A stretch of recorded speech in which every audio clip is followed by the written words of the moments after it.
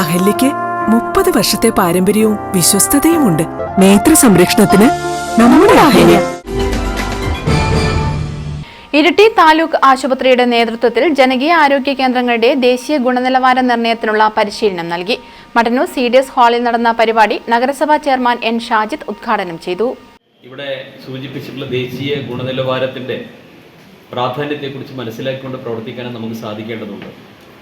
ആരോഗ്യ മേഖലയിൽ കേരളം ഒരുപാട് നേട്ടങ്ങൾ ആർജിച്ചിട്ടുണ്ടെങ്കിൽ അത് ഏറ്റവും പ്രധാനപ്പെട്ടത് കേരളത്തിൻ്റെ സാക്ഷരതയാണെന്ന് നമുക്കെല്ലാവർക്കും കൃത്യമായിട്ട് അറിയാം.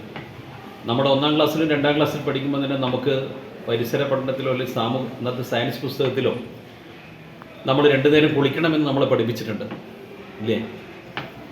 കൃത്യമായി ആഴ്ചയിൽ ഒരു ദിവസം നഖം വെട്ടണം നമ്മളെ പഠിപ്പിച്ചിട്ടുണ്ട്. പുറത്തിറങ്ങുമ്പോൾ ചെരുപ്പിട്ട് നടക്കണം നമ്മളെ പഠിപ്പിച്ചിട്ടുണ്ട്.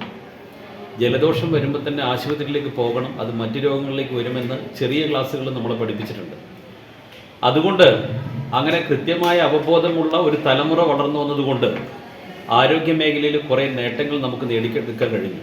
വലിയ പ്രതിസന്ധികൾ ഉണ്ടാകുമായിരുന്ന വലിയ സാംക്രമിക രോഗങ്ങൾ വന്നപ്പോൾ അതിൽ നിന്നെല്ലാം രക്ഷപ്പെടാൻ നമുക്ക് സാധിച്ചു. Medical officer K. സുഷമ അധ്യക്ഷത വഹിച്ചു. ആരോഗ്യ standing committee chairman K. Majeed, public health supervisor Mary Joseph, doctor Sooraj, Baburaj Ayyalur, PRO Seema എന്നിവർ പ്രസംഗിച്ചു. ഇരിട്ടി ബ്ലോക്കിന് കീഴിലുള്ള MO, JHI, JPHN, MLSP എന്നിവർ പങ്കെടുത്തു. News bureau, Mattannur.